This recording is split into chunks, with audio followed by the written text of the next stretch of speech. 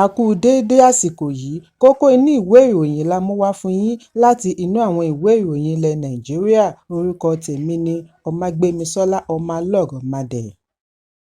Igbákejì ààrẹ ìjẹta Àtíkù Abubakar ti fi ẹ̀sùn kan ààrẹ Bọ́lá Tinubu wípé ó ń lo agbára ọwọ́ rẹ̀ láti gbógun ti àwọn ẹgbẹ́ òṣèlú alátakò yálà tí ó yẹ kí ó fi agbára yìí gbógun ti ìwà ìbàjẹ́ nínú ìṣèjọba rẹ̀. Olùdíje du ipò ààrẹ ọdún 2023 láti ẹgbẹ́ òṣèlú PDP sọ èyí nínú àtẹ̀jáde orí ẹ̀rọ abánidọ́rẹ̀ẹ́ lánàá bí ó ti ṣe àpẹẹrẹ àkàwé-gboyè Usman Yusuf tí ó jẹ́ ọ̀kan gbòógì nínú àwọn tí ó lẹ́nu lọ́rọ̀ láwùjọ social critic tí wọ́n fi ọwọ́ ṣìkún òfin mú.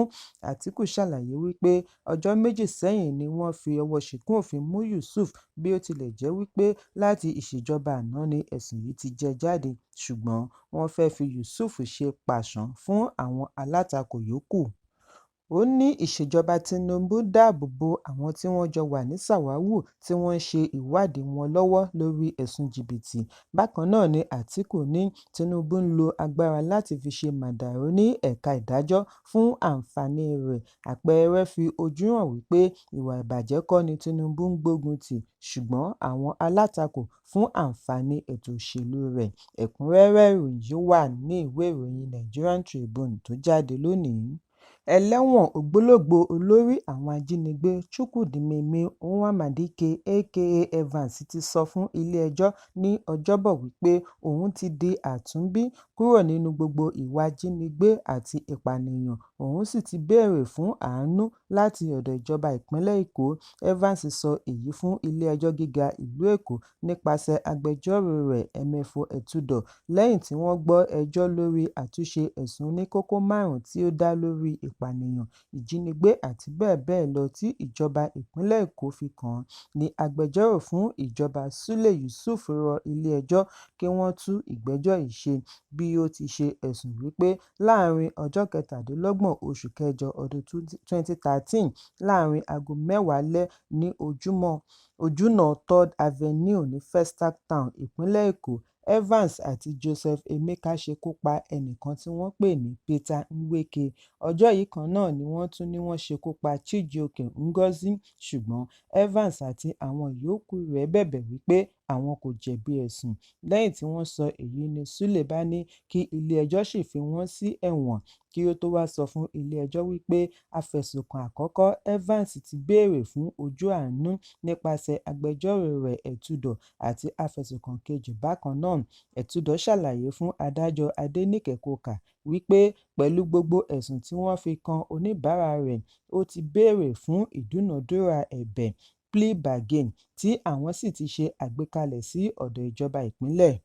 Ó ṣàlàyé wípé oníbàárà rẹ̀ ti di àtúnbí, àìmọ̀kan gẹ́gẹ́ bí ọ̀dọ́ ni ó mú ṣìwàhù ní ìgbà náà, ṣùgbọ́n ní báyìí ó ti kábàámọ̀, kódà ó ti di akẹ́kọ̀ọ́ onípele kejì 200 level student ní Open University of Nigeria. Ó fi kún un wípé A1 ni ó ní nínú gbogbo ìdánwò NECO tí ó ṣe bí ó ti wà nínú ọgbà ẹ̀wọ̀n nípasẹ̀ ẹ̀kọ́ ọ̀fẹ́ scholarship tí ìjọba àpapọ̀ fún un.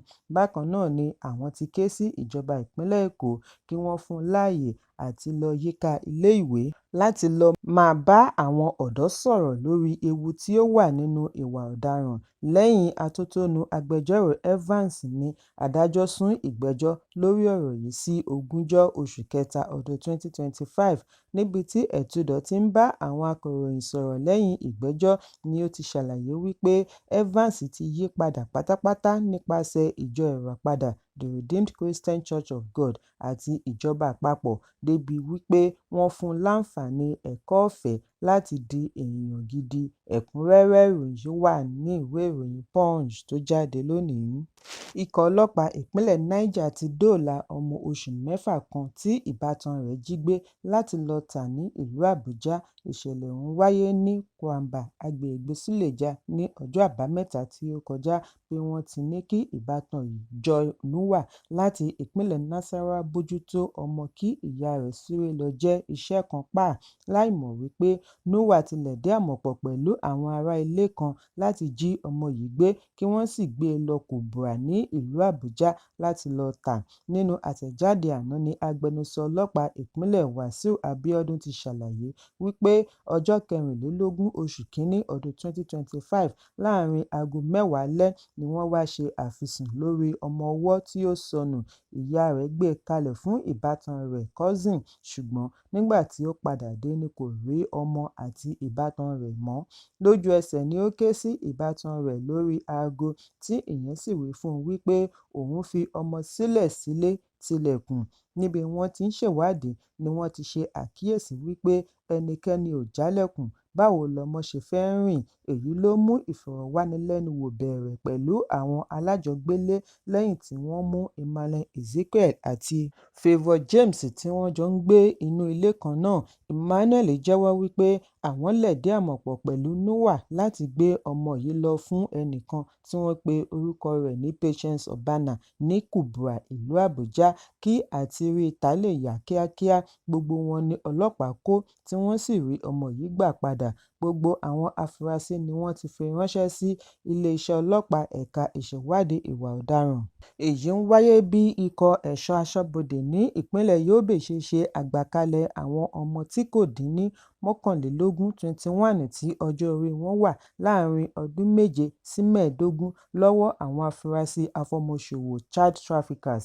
Nínú àtẹ̀jáde tí adarí ẹkùn ìpínlẹ̀ Yobe SS Jega bu ọwọ́ lù ni wọ́n ti ṣàlàyé bí wọ́n ṣe rẹ́bùrú ọkọ̀ tí ó kó àwọn ọmọdé ní Gedam Control Post, Donari, ìpínlẹ̀ Yobe, níbi ìgbìyànjú àti kó àwọn ọmọ wọ̀nyí sọdá sí ilẹ̀ Niger.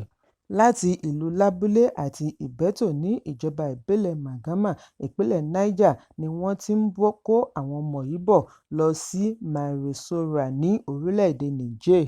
Gẹ́gẹ́ bí Comptroller Jega ṣe ṣàlàyé, àwọn ọmọdé tí wọ́n fura wípé wọ́n fẹ́ lọ fi wọ́n ṣòwò wọ̀nyí kò lè sọ pàtó ibi wọ́n ń lọ, ṣùgbọ́n ẹnìkan tí ó pe ara rẹ̀ ní onímọ̀ Islam àti alábòójútó àwọn ọmọ wọ̀nyí, Abubakar Seidu, ni wọ́n mú pẹ̀lú àwọn tí wọ́n jọ ń lọ. Jega fi kún un wípé Comptroller General fún àjọ ẹ̀ṣọ́ aṣọ́bodè KN Nandapo ti darí kí wọ́n lọ yọ̀ǹda gbogbo àwọn afurasí tí wọ́n mú fún àjọ ìjọba tí ó lẹ́tọ̀ọ́ fún ìgbésẹ̀ tí ó tọ́ lẹ́yìn tí NIS bá parí ìwádìí wọn. Ẹ̀kúnrẹ́rẹ́ ìròyìn wà ní ìwé ìròyìn Punch tó jáde lónìí. Ilé-ẹjọ́ kọ́kọ́-káyà kan Grade A Customary Court tó fìkàlẹ̀ sí Mapo, ìlú Ìbàdàn, ìpínlẹ̀ Ọ̀yọ́ ti sún ẹ̀sùn ìpínyà ìgbéyàwó tí ọ̀gbẹ́ni kan Sule gbé wá tako ìyàwó rẹ̀ Balkis, tí ó fi ẹ̀sùn kàn wípé ó jẹ́ oníjàgídíjàgan ọ̀mùtí tí kò mọ iṣẹ́ rẹ̀ níṣẹ́. Sule ní òun fún Balkis ní $50,000 (50,000) láti fi bẹ̀rẹ̀ okòòwò, ṣùgbọ́n ó ná gbogbo rẹ̀ jẹ. Ó ní kì í ṣiṣẹ́ ilé tàbí mójútó òun gẹ́gẹ́ bí ọkọ. Ohun kan ṣoṣo tí Balkis mọ̀ ṣe ni kó mutí àmupara kí ó sì fi ìtọ̀ ba gbogbo ilé jẹ́. Gẹ́gẹ́ bí Sule ṣe ṣàlàyé, ó ní gbogbo ìgbà tí òun bá gbé ìgbésẹ̀ láti bá a wí ni inú máa ń bí i. Àgbélẹ̀kùntì kí ó tó na ọkọ rẹ̀ bíi kúkú bíi yíyè. Sule ní òun wá sí ilé-ẹjọ́ kí òun má bàa kúkú òjijì. Yàtọ̀ sí ìpínyà pẹ̀lú ìyàwó rẹ̀, Sule tún fẹ́ kí òun gba ọmọ kan ṣoṣo tí wọ́n bí sọ́dọ̀ kí òun lè ríbi mójútó o. Bákan náà kí ilé-ẹjọ́ pàṣẹ fún ìyàwó rẹ̀ láti má dúkòokò mọ́ ọn. Balkis gbà wípé kí ilé-ẹjọ́ tú wọn ká bí ó ti fi ẹ̀sùn kan Sule wípé ó ń fi ebi pa òun. Ó ní $200 ni ó ń fún òun lówó oúnjẹ lójúmọ́, bẹ́ẹ̀ lá tún ti oúnjẹ àti ọbẹ̀ mọ́ inú yàrá. Ó ní obìnrin kò lè tẹ́ Sule lọ́rùn, obìnrin kún ọwọ́ rẹ̀, ṣùgbọ́n a máa lé wọn lẹ́yìn ọdún díẹ̀ tí wọ́n bá ti jọ lò papọ̀. Sule náà ṣe àwáwí wípé lẹ́yìn oṣù díẹ̀ tí òun pẹ̀lú Balkis pàdé ni àwọn gbéra wọn sílé láì ṣe ìgbéyàwó tàbí san owó orí rẹ̀. Ẹ̀kúnrẹ́rẹ́ ìròyìn wà ní ìwé ìròyìn Nigerian Tribune tó jáde lónìí. Kókó inú ìwé ìròyìn tòní kò ní jù báyìí lọ. Ẹ pàdé mi ní ìrọ̀lẹ́ fún àkọ́tún ìròyìn. Kí a tó lọ, ẹ má ṣaláì fi àkíyèsí yín ránṣẹ́ kí ẹ sì bá wa subscribe sójú náà wa lórí YouTube kí kókó inú ìwé ìròyìn lè máa tẹ̀ yín lọ́wọ́ ní kíákíá.